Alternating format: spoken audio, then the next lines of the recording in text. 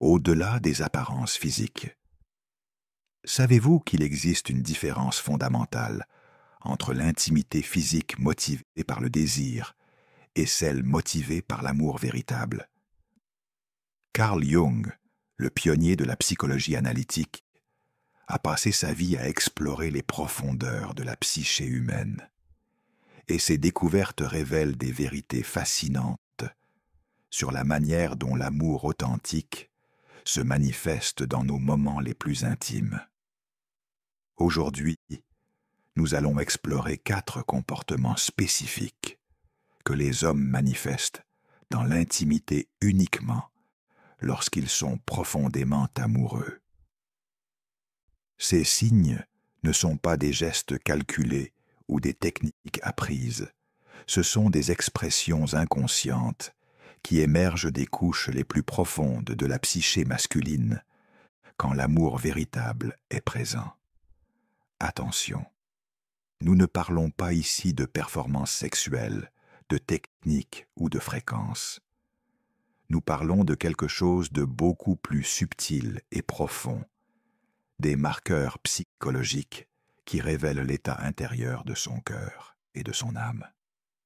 Si vous vous demandez si l'homme dans votre vie est vraiment amoureux ou simplement attiré physiquement, ces 4 signes jungiens vous donneront la clarté que vous cherchez. Première chose, la présence, totale et vulnérable. Le concept jungien de présence authentique.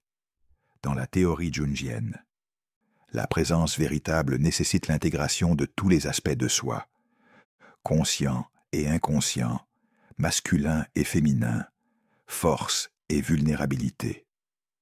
C'est un état d'être complet où aucune partie du self n'est dissociée ou cachée. Quand un homme est simplement attiré physiquement, une partie de lui reste distante, protégée, séparée.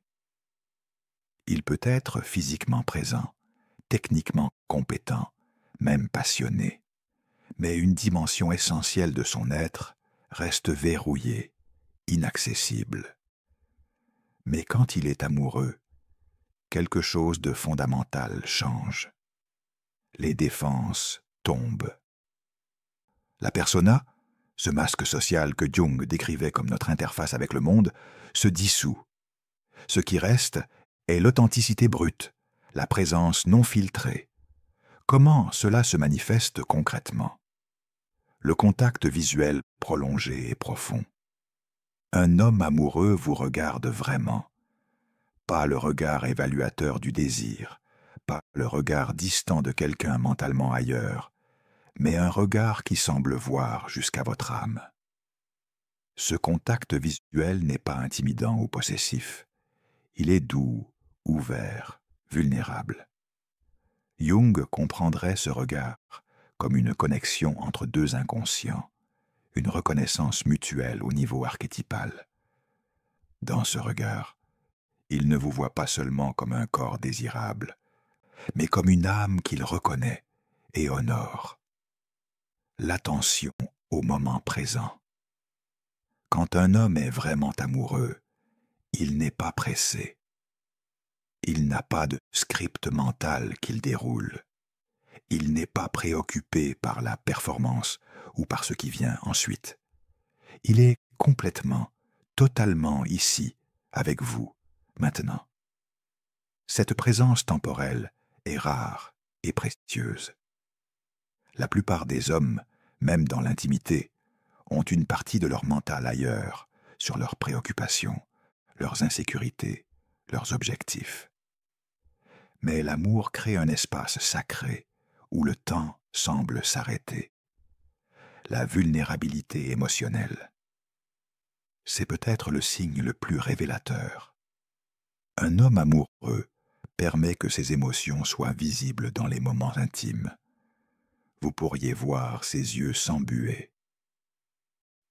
Vous pourriez l'entendre exprimer des sentiments qu'il ne partage avec personne d'autre. Vous pourriez sentir un tremblement dans ses mains qui révèle qu'il est profondément touché, profondément ému. Cette vulnérabilité va à l'encontre de tout ce que la culture masculine lui a enseigné. Montrer des émotions, particulièrement dans un contexte d'intimité physique, active toute son ombre, toutes les parties de lui qu'il a appris à cacher. Le faire quand même signale que son amour est plus fort que sa peur d'être vu dans sa totalité.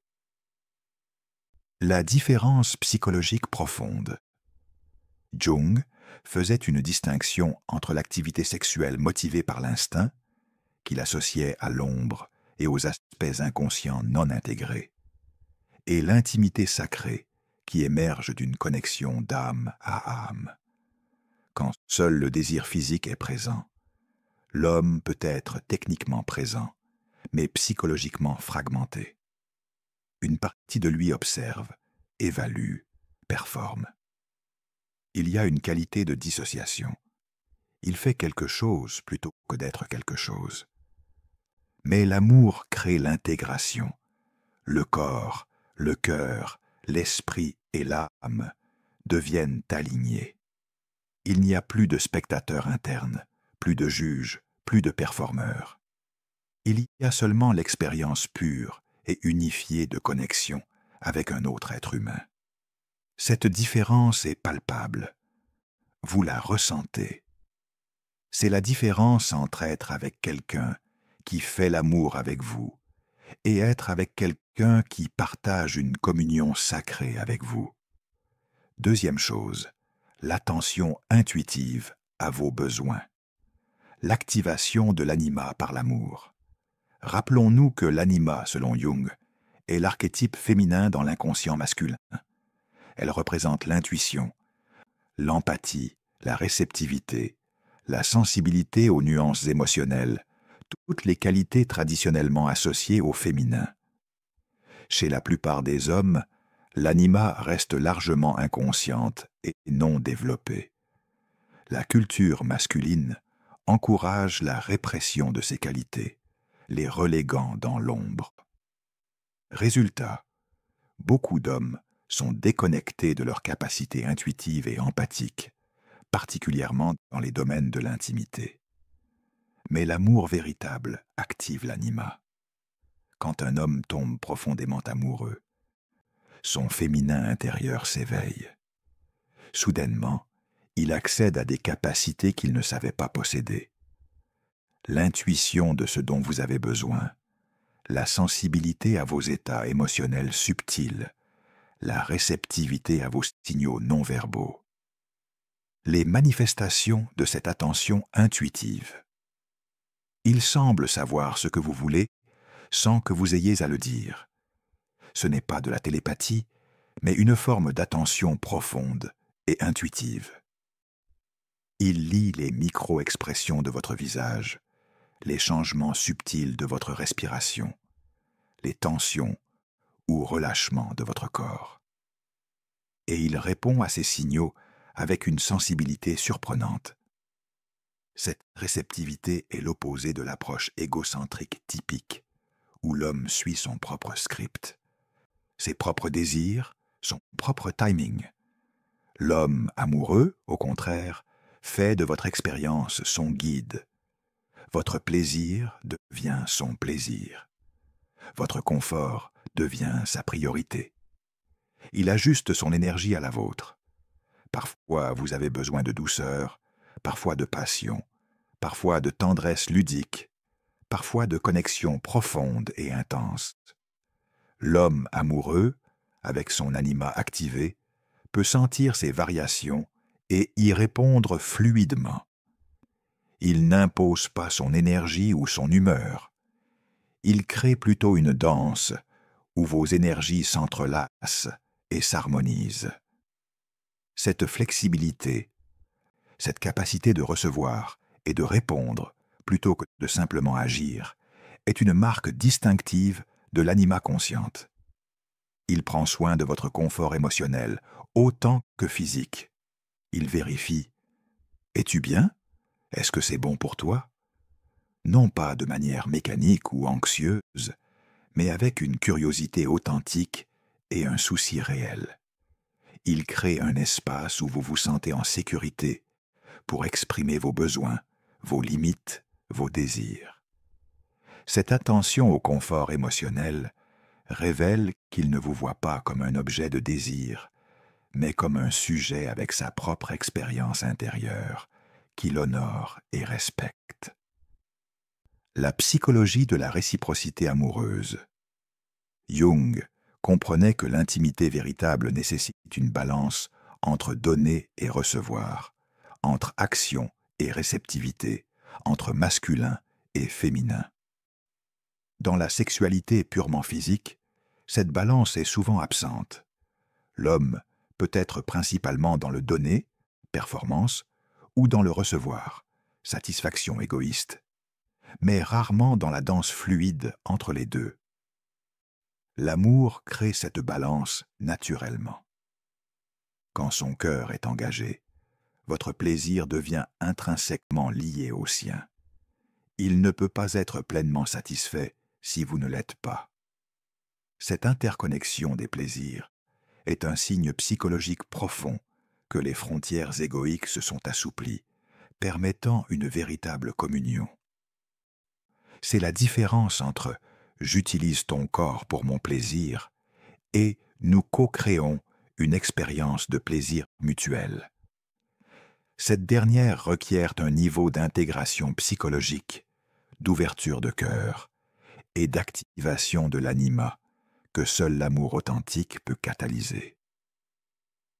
Troisième chose, le désir de fusion et d'intimité. Prolonger l'union des opposés, le mystérium. Conjunctionis Jung a consacré les dernières années de sa vie à explorer ce qu'il appelait le mysterium conjunctionis, le mystère de l'union. Il voyait dans l'union sexuelle entre hommes et femmes un symbole puissant du processus alchimique d'intégration des opposés dans la psyché. Pour Jung, l'intimité véritable n'était pas simplement un acte physique, mais un rituel sacré, où le masculin et le féminin, le conscient et l'inconscient, le moi et l'autre, cherchent à fusionner temporairement dans une expérience de totalité. Cette perspective élève l'intimité bien au-delà du simple plaisir physique ou de la satisfaction d'un instinct.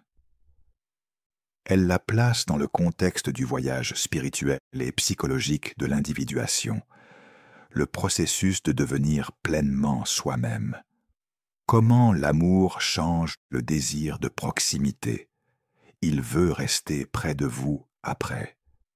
C'est peut-être le signe le plus révélateur et le plus simple. Un homme motivé uniquement par le désir physique ressent souvent une distance ou même une aversion après l'acte sexuel. C'est ce que les Français appellent la petite mort, une mini-dépression post-coïtale, où l'énergie se retire et l'envie de proximité disparaît. Mais l'homme amoureux vit quelque chose de complètement différent. Après l'intimité physique, il veut rester connecté. Il vous tient dans ses bras, il vous caresse doucement. Il parle ou apprécie le silence partagé. Il n'y a pas de précipitation pour se séparer, pour recréer la distance, pour retourner à son monde individuel. Psychologiquement, cela révèle que l'intimité physique n'était pas une fin en soi, mais un moyen de connexion plus profonde.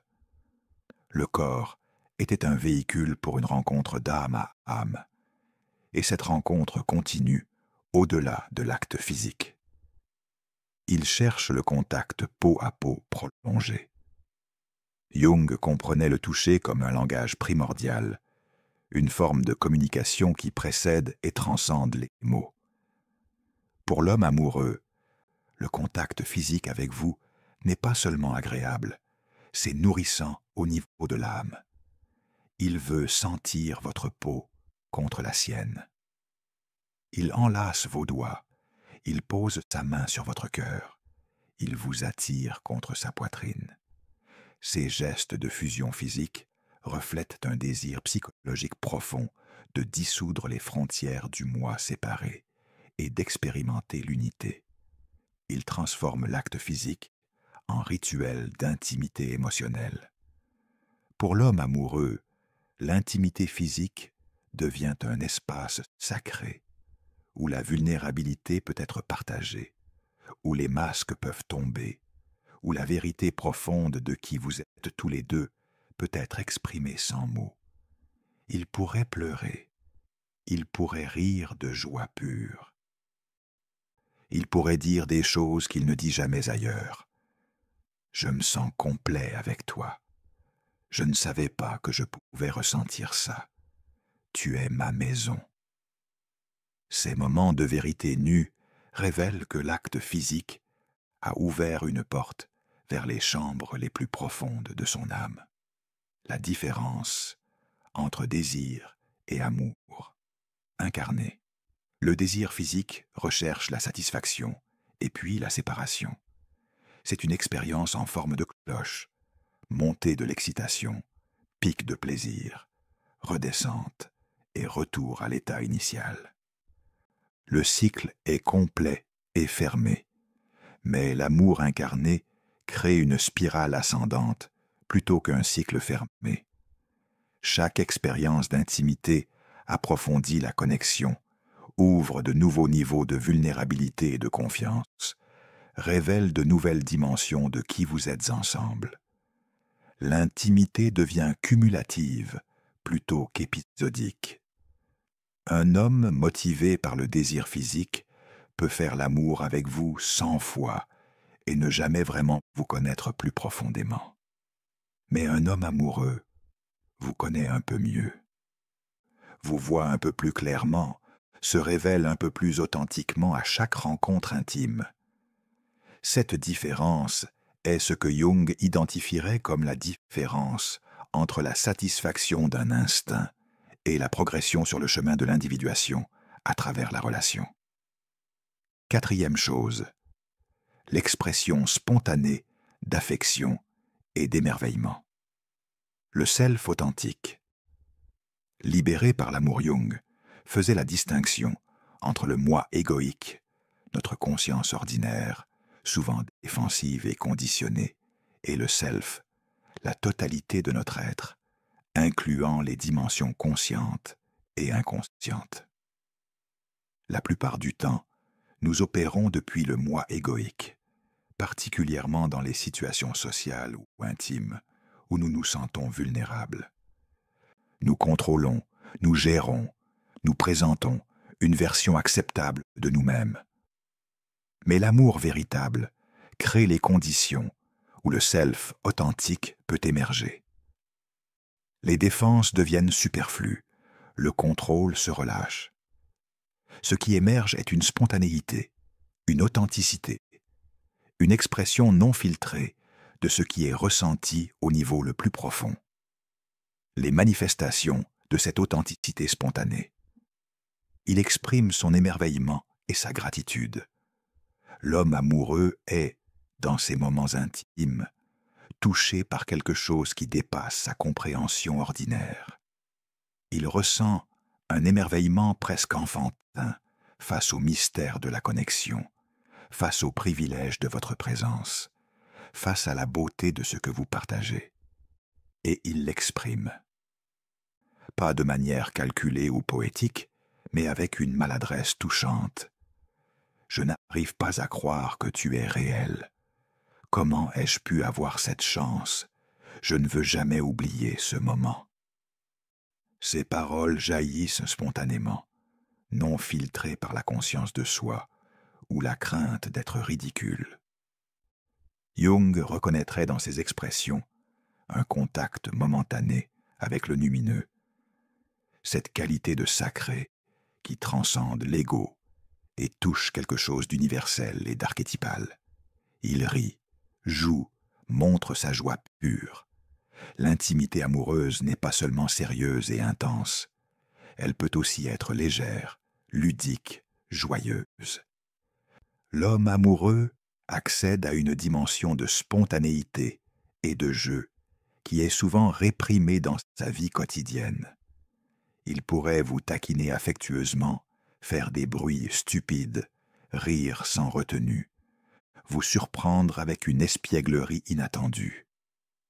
Cette capacité de jeu révèle qu'il se sent en sécurité émotionnelle. Il n'a pas besoin de maintenir une façade de sérieux ou de contrôle. Le jeu, selon Jung, est une fonction du self intégré. C'est l'expression de la psyché quand elle n'est pas sous la contrainte de la persona sociale ou des défenses égoïques. L'homme qui peut jouer avec vous dans l'intimité est un homme qui a lâché ses armures. Il dit « Je t'aime » dans le moment, spontanément. Ce n'est pas une déclaration planifiée, pas une réponse obligatoire à votre « je t'aime ». C'est un jaillissement spontané d'un sentiment qui déborde et demande à être exprimé. Il pourrait le murmurer en vous regardant dans les yeux. Il pourrait le dire au milieu d'un moment d'intimité, comme si la vérité de ce sentiment était soudainement trop grande pour être contenue. Il pourrait le répéter comme un mantra. Je t'aime, je t'aime, je t'aime. Cette spontanéité révèle que l'amour n'est pas simplement une idée ou un sentiment qu'il a à propos de vous. C'est un état de l'être qui l'habite, qui cherche naturellement l'expression, qui ne peut pas être constamment réprimé ou contrôlé. La psychologie de l'authenticité émotionnelle. Jung insistait sur le fait que la santé psychologique requiert l'expression authentique de nos états intérieurs. La répression constante crée la névrose, la fragmentation, la souffrance. L'intégration requiert que nous puissions reconnaître et exprimer ce qui est vrai pour nous. Dans le contexte de l'intimité, cette dynamique est amplifiée. Quand un homme peut exprimer spontanément son amour, son émerveillement, sa joie, sa vulnérabilité, sans filtre, sans censure, sans crainte du jugement, cela signale un niveau profond de confiance et d'intégration psychologique. Il ne joue pas un rôle, il ne performe pas la masculinité.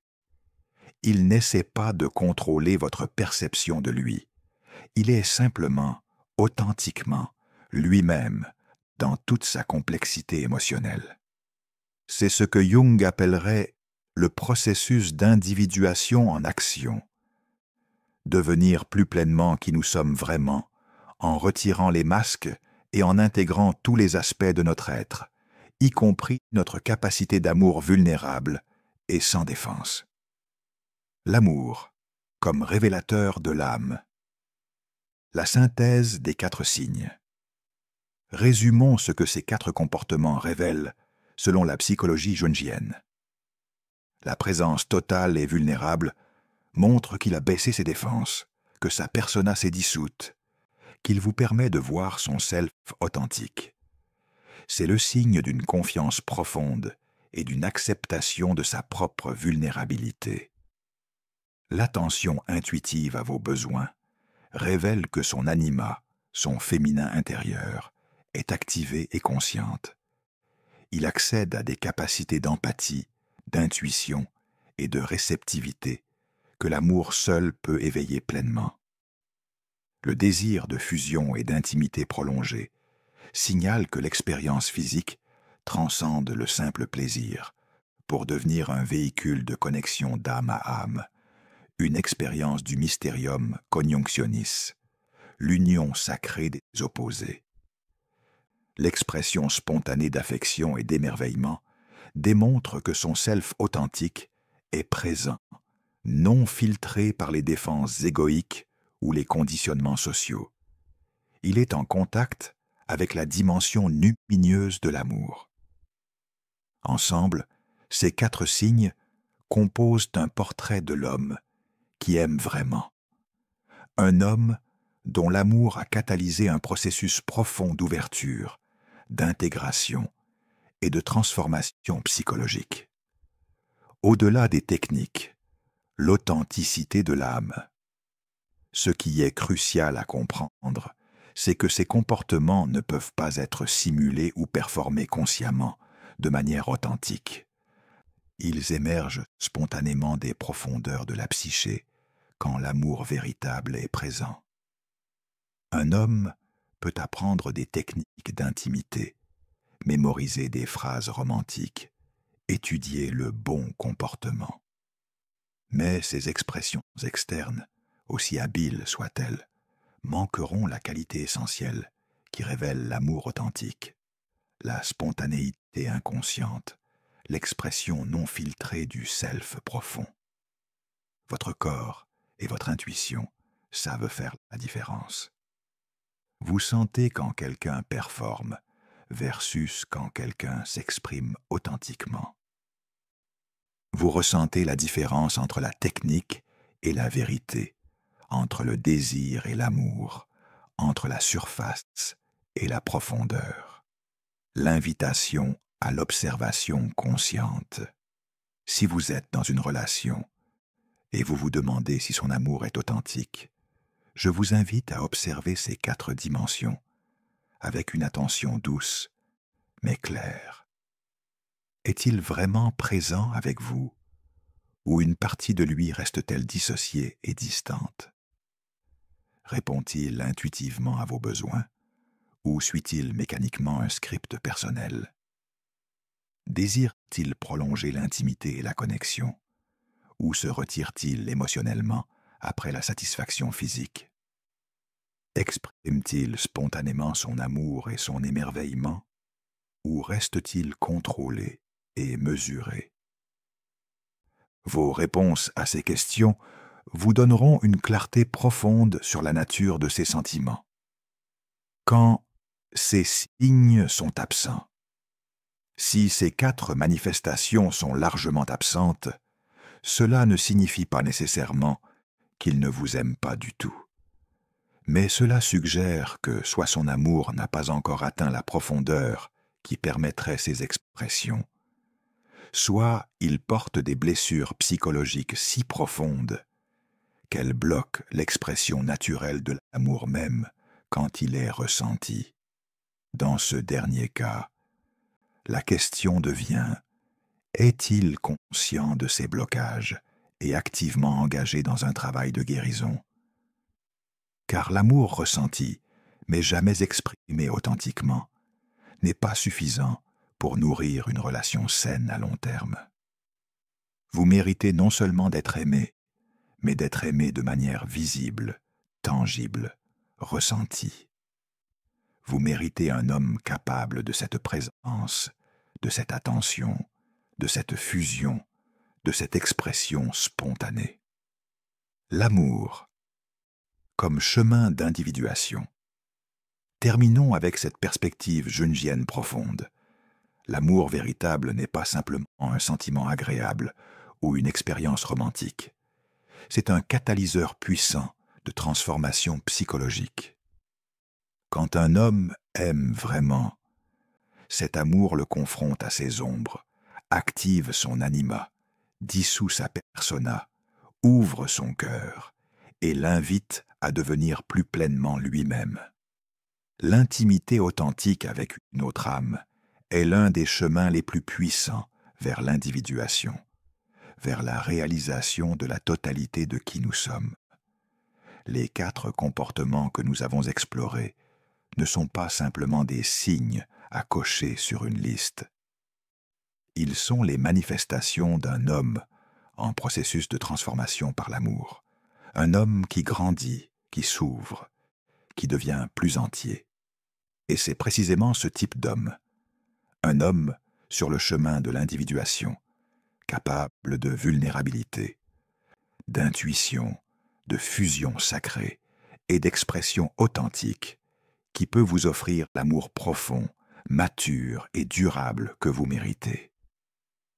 Puissiez-vous reconnaître ces signes quand vous les voyez. Puissiez-vous avoir le discernement de distinguer l'authentique de la performance. Et puissiez-vous vous honorer suffisamment pour n'accepter rien de moins que l'amour véritable. L'amour qui se révèle non seulement dans les mots, mais dans ces moments intimes où l'âme ne peut pas mentir. Car c'est dans ces moments, vulnérables, authentique, non filtré, que le cœur d'un homme se révèle vraiment. Et si ce cœur bat pour vous dans l'amour véritable, vous le saurez, vous le sentirez, et ces 4 signes jungiens vous le confirmeront.